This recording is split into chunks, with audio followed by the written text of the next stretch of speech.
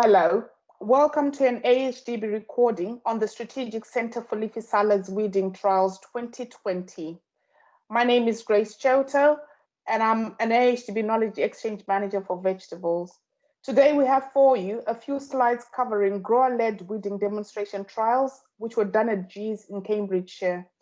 I will introduce what AHDB strategic centers are before moving on to focus on the weeding demonstration trials themselves, finding out why the work was needed, what was done, and the results. With me is Bruce Napier of NIAB, the contractor who delivered the work.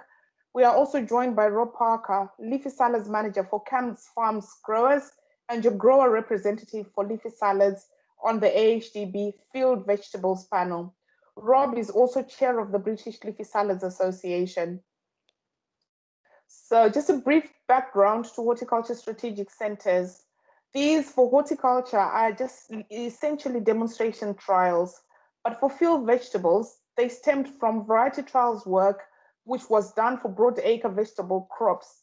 For example, we have onion variety trials, which have been running for a number of years, and they have been looking at varietal performance year on year, but also on the storage potential of things that are grown out in those variety trials.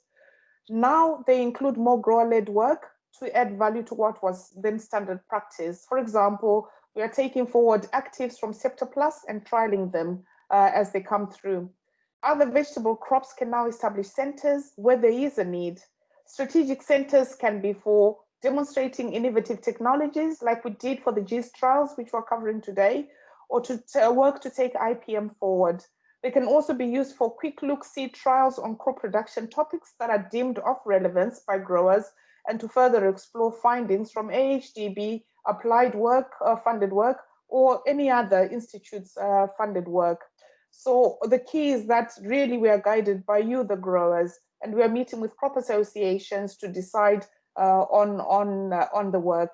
And the work, preferably, we prefer that it's done on a grower site, so to aid with adoption of practices. And we have a contractor on board or a consultant, so we can disseminate the outcomes to the rest of the growing industry like we're doing now. So just moving on there, those are our speakers. We've got Rob and then Bruce. Rob, why were the weeding equipment demonstrations carried out, and why were they important? Good morning. Yes, so the decision was made early in the year to run a demonstration technology day in conjunction with a lettuce variety day as a partnership between the BLSA, AHDB and also NIAB doing the contract work for us. And the need for this work, this demonstration day on weeding technology is purely, we are slowly but surely losing a lot of our chemistry in weed control. Weed control is becoming more and more of a problem, not only resistant weeds, but then from a contamination piece, from a disease spread piece. So it's something that's becoming a major challenge. Hand weeding is obviously very, very expensive. Labour price is only going in one direction. So the need to try and bring together as many new technologies as possible, to try and demonstrate those technologies to as many growers as possible, was the idea behind this day, to try and bring growers together. Ultimately, when we set out on this project, we didn't think that COVID was going to be around. So the idea was we could get growers actually together on the farm, have technology providers, machinery providers there. So growers had the opportunity to see the trial plots, but also the machines and technologies themselves. Sadly, that wasn't quite the case. It didn't quite come to fruition because of COVID, but this is why we're putting this together. And hopefully the way we've done it and the links that you'll be able to follow through on the AHDB website, we'll be able to give you all the information and all the detail of the trials and the successes coming out of them. But like I say, very important for the industry going forward.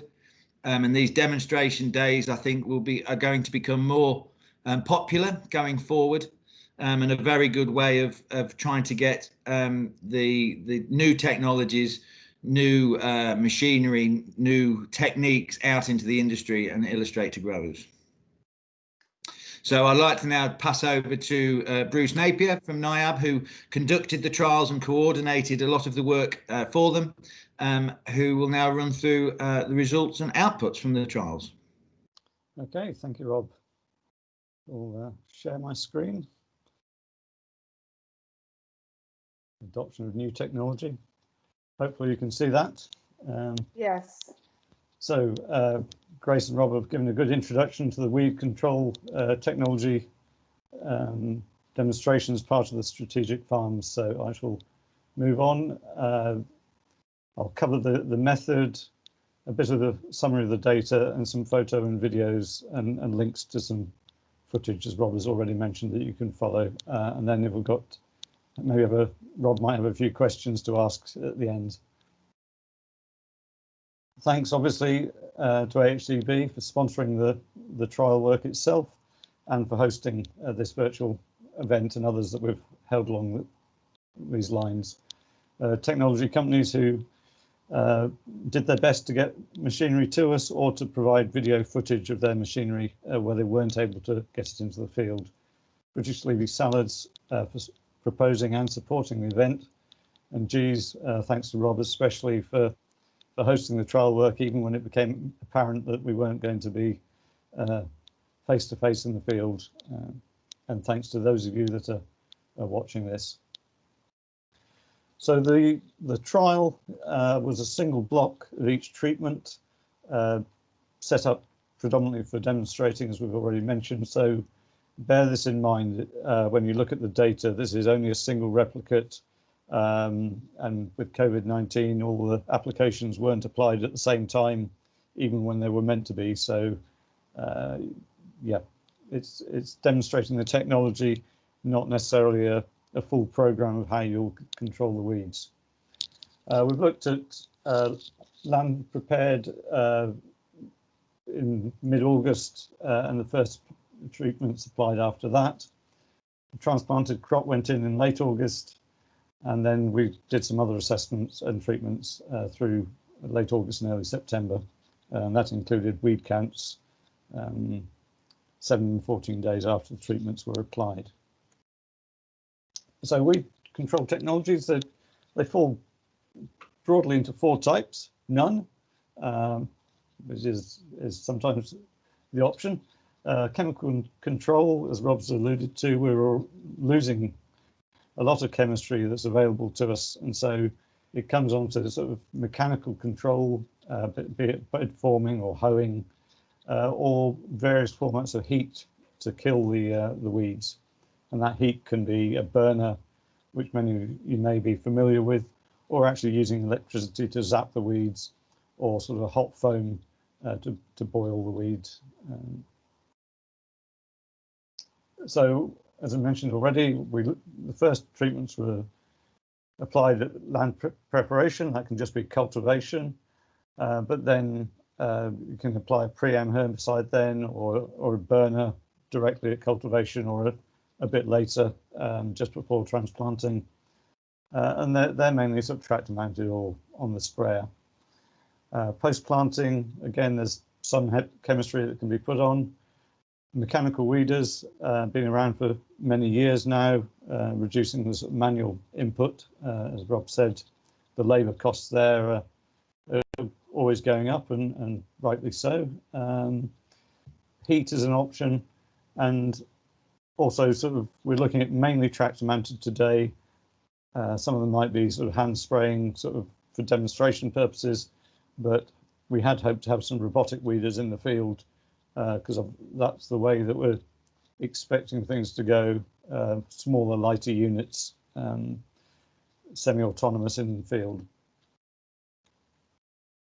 So this is a quick resume of the data. I will show this data again at the end, so you don't have to memorize it. But there's the bed makers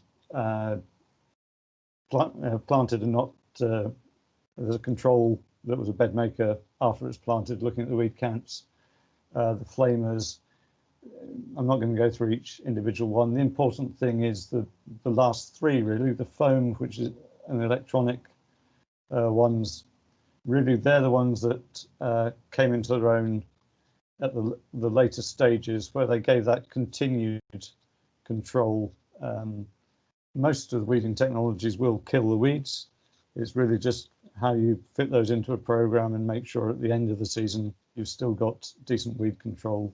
The adage of keeping on top of the weeds is very much the theme here. So Bedmaker and Flamer, you'll be able to watch the video of this in action on the website. I won't show it to you now. These really kill the weeds, and the Flamer will hopefully kill any ungerminated seeds before planting, but we all know that isn't very long lasting necessarily, so it gives good initial control, but there's this constant susceptibility to flushes of weeds, and if you're delayed planting, then you're already getting competition from weeds before you even put those transplants in. What was interesting from this study, hence the photo, is that the burner seemed to select out everything but the nettles. They survived that, so it shows really you don't want to be having to go back in harvesting a crop with a bed of nettles coming up through them. Flaming 3 weeks after bed forming, there's no point really putting a photo in there. It's the same principle. It just means you giving that extra little bit of control before putting a crop in. This first photo here of the Cnh Electric Weeder, it's basically sort of electric paddles, positive and negative paddles that sort of you can pass through your field and zap the weeds before you put your crop in. We trialed this, or well, G's trialed it for us because the piece of kit didn't come until early September, so we had to do it in a separate field. But we passed it, so 1 kilometre an hour, 3 kilometres an hour, and 6, either a single or a double pass. The slowest speed, single pass killed most things, and double pass really knocked out everything at that stage. 3 kilometres an hour wasn't too bad, but there was the odd sort of thicker patch of weeds that there wasn't full contact on the weeds, and some of those survived. And the 6 kilometres an hour, really, that's going too fast. So with this technology, it's really optimizing it and pushing the boundary of how fast you can go and still get reasonable control. But at the moment, it looks like it's sort of somewhere between 1 and 3 kilometres an hour, and if possible, a double pass on thicker patches of weeds.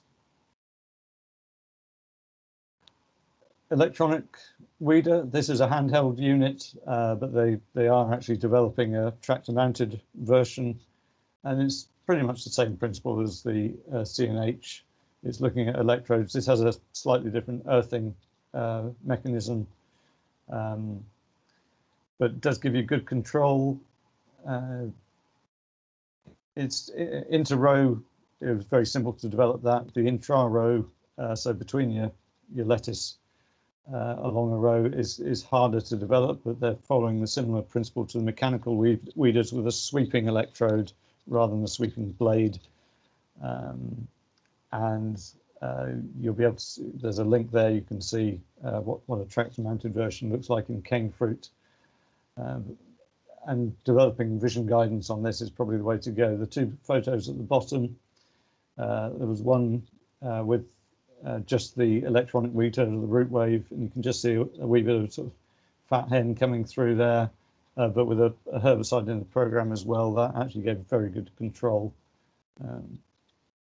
Remember that one, we'll get back to the tables at the end. The foam weeder, this really has only been developed for councils use it a lot for tidying up pavements because it's not toxic. It's a hot foam. The foam itself is, I think it's a starch-based foam, so it's fully biodegradable, non-toxic, so they can spray it around on pavements outside schools and shopping centres and the like. We were very worried when he drenched the field with this foam that it was going to damage the leaves. And from the photo on the left, you can see there's the odd little wilted leaf, but that didn't seem to knock the crop back at all because it's spread out quickly. It's really only got a short period of time where the temperature is sufficient to kill the weeds, or in fact the host plant. So very good control there, but more development needed to get that to a field scale application. The volumes of water at the moment are very high per hectare. Again, the photo at the bottom there probably doesn't show as well as the other one, but with the herbicide, really gave very good control as the tidiest part of the field. Mechanical weed control, Garfords have got a new version of their weed control, but they weren't able to get that some time, and there's other companies developing weed control as well. There's a robotic one, Nio Technologies, the link at the bottom there. You can watch that. It's a programmable little robot that's all trundle up and down a bed and weed all day and all night for you. And I think certainly that's exciting if they can get that up and running and in a cost-effective way to help kill the weeds. And another one is from Agiris, another robotic one. Again, it's horses for courses, deciding which model's right for you, and I'm sure the cost of these types of units will come down. Some of the robotic ones are looking at leasing, but I'm sure they'll get to an option of lease or buy at some point. We've had visitors at NIAB sort of talking about having robotic ones that have a vision guidance and can actually zap the weeds, individual weeds. So there's other iterations of the technology in the pipeline as well. So I think this is only going to sort of move forwards quite rapidly as the chemistry disappears. So back to the table of data again, you just sort of see the fourth column, the final weed count. The foam on its own and with herbicide both did very well, and so did the electronic root wave. And those were, remember, only a single application just a few weeks after planting. So they gave a longevity that a mechanical weeder probably wouldn't give. You might have to go a second pass with a mechanical weeder. So what works and when? Pre-planting, yeah, chemical and mechanical and heat, they all work, but don't have the longevity. Post-planting, chemicals, limited options, and there's consumer pressure to use fewer chemicals. Mechanical works, but as the plant gets bigger, you've got more chance of damaging the crop, sorry. But it does lend itself to robotic and autonomous options that are smaller, lighter units and can be a bit more nimble and not damage your crop. And heat, well, that can equally be brought into that same technology. Rather than mechanically chopping the weed, you zap it in some shape or form, depending on the electrodes, or as I say, there's even a company developing a laser that can really zap it.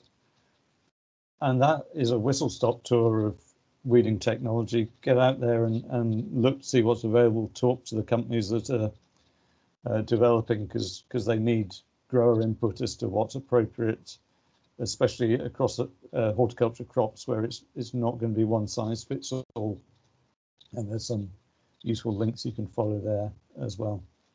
And I think back to Grace or Rob. Thank you, Bruce. Thank you.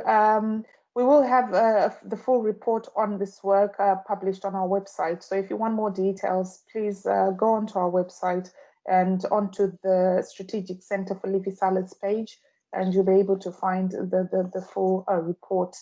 Rob, could you just sum up the value of the work for us again? Are there any take-home messages for you, and just your thoughts on future work? Thank you, Grace. Yes, so Bruce, thank you very much for the work and that report in somewhat difficult circumstances. Nature certainly played its part as well, with some difficult weather conditions shortly after treatments and planting. So it was a little bit cursed from start to finish, I believe. Yeah, thank you very much for that. So in terms of as a grower looking into this project, I have to look and take the positives out of it. If we look where we were probably 5 years ago with starting around the foam piece, the electric weeders, etc. The technology was emerging, but it was uncertain how successful it was going to be as a technology. I think certain areas of starting to move forward of pace. I think demonstration days like this, interest from the AHDB and crop associations to kind of wave that carrot in terms of this is needed now and we need to drive this forward. And I think looking at, say, for instance, the Cnh Weeder, for instance, they've got that now in a commercial machine, which is giving us confidence. The root wave technology, yes, it still has a hand lance, but there's great opportunities moving forward and it's very effective. I think for me, the technologies we have at the moment with regards to flame weeding, even the bed former combination with flame weeding, you get delay of emergence or a knockback to, say, your weed population, but then the weeds come back again. So it's almost a race against time, whereas the electric side of things and the foam side of things seems to have a legacy. So they seem to not only knock back the weeds, but they actually kill the root and actually finish them off completely, which has got to be a positive going forward. Yes, let's just hope that the technology develops at the rate we need it to, and in conjunction with existing herbicides we still have, then the future looks quite bright and gives the growers opportunities. Obviously, investment's required, and I think we're at the point now where certain technologies, I believe, will come to the fore and be commercialized quicker, and that's probably the route that the industry may take. But at the moment, there's lots of options that are all at that development stage, and yeah, so it's interesting moving forward. And I think next step as an industry is to, as I think Grace said, keep engaged, and keep following through with manufacturers, and keep looking at options. Fantastic. Thank you. We've reached the end of our talk. So thank you to you, Rob and Bruce, for joining us today to talk about the Strategic Center for Leafy Salads Weeding Trials. For more details on the trial, please contact me at grace.choto@ahdb.org.uk. Alternatively, like I said, Rob is your field veg panel rep, and his details are available as well. So you can contact him if you feel there's work we need to be doing and we need to be demonstrating on trials. Thank you for listening. Goodbye.